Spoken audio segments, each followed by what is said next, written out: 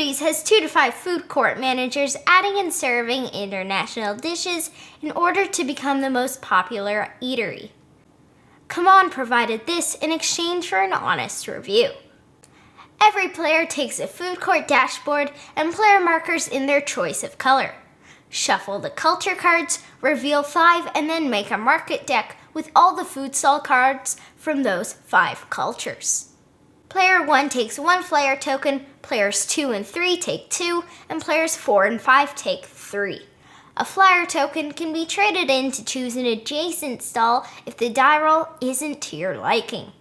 Prepare the market by placing 1 food stall card in each space. Whenever a card is purchased, slide the cards to the right, then put out a new one.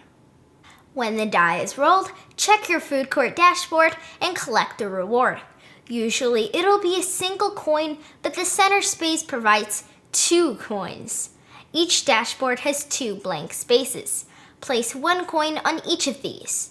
Once that number is rolled and the coin is collected, you will no longer earn anything when that number is rolled until you build stalls. As you buy food stalls, place the stall on your dashboard wherever you'd like. Die rolls will result in better rewards. You'll want to place stalls to take advantage of their effect and popularity stars. Food stalls have a flag to show their culture: Mexican, Chinese, and so on. They have a hole on the side that allows you to easily see the market price and food court number. Along the sides are 1 or more half stars, which will combine with other half stars to earn additional popularity during the game whenever that stall is activated by a die roll. All cards have effects. Some immediately give you coins or popularity, some need certain other cards to be nearby, especially the spicy dishes. German dishes earn you flyers, and some, like Chinese and Russian, will provide rewards as you keep playing. For example, the 7 is rolled. Everyone will activate stall or space 7 on their own boards.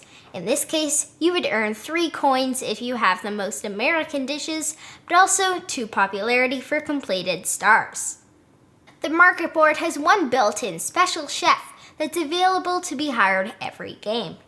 Once per turn, you may trade 4 coins for a popularity star. Each game, you'll also randomly set out 2 additional special chefs. These will reward you for achieving certain things, like having 6 connected stars, or having 2 or more stalls from 3 different cultures.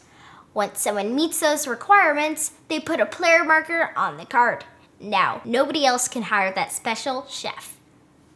Depending on player count, the game ends once a player has reached 20 or 30 popularity. Continue playing until everyone has had an equal amount of turns. The winner is the player with the most popularity. Roll, make money, and build your food court to trigger powerful effect combos. Don't forget about hiring special chefs. That's Foodies. Including setup and takedown, you'll be able to play Foodies in under 30 minutes once you know what you're doing. Math is basic counting and there's no reading.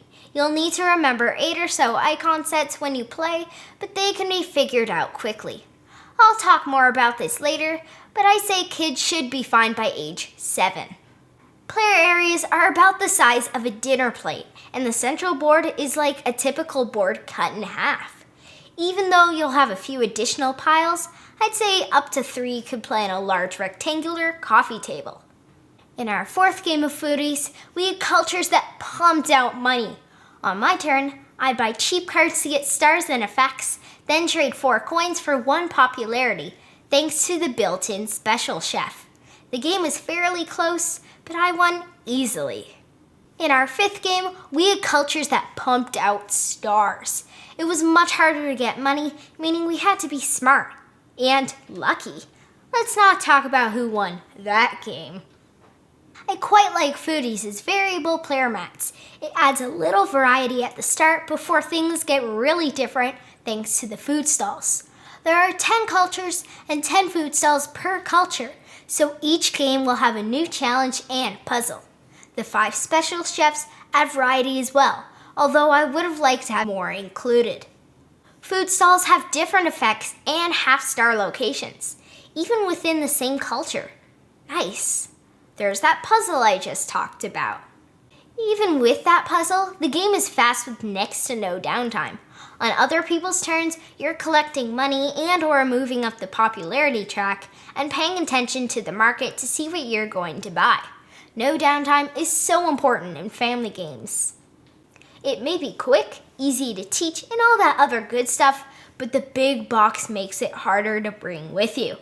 Okay, the box isn't huge. It's pretty standard, but compared to Once Upon a Time, Herbaceous, and so on, this isn't something you can just toss into your purse or bag. The graphic design is clean. Icons are easy to see and understand. By your second game, you'll be fine. The stars jump out, which is important every turn. Finally, I like the square cards with the holes. First, they make the game smaller than if you had poker-sized cards, but aren't as crowded as if you had smaller cards. The hole works well to show the market price and the number on your food court. Also, I think it makes the cards look like a cutting board, which is fun. I like sliding market systems. Don't expect something as clever as Chai, but this works well enough. The rulebook has a handful of examples, lots of pictures, and flows well. I was able to read it and teach mom and dad easily. Use the German cards in your learning games or with people who hate randomness.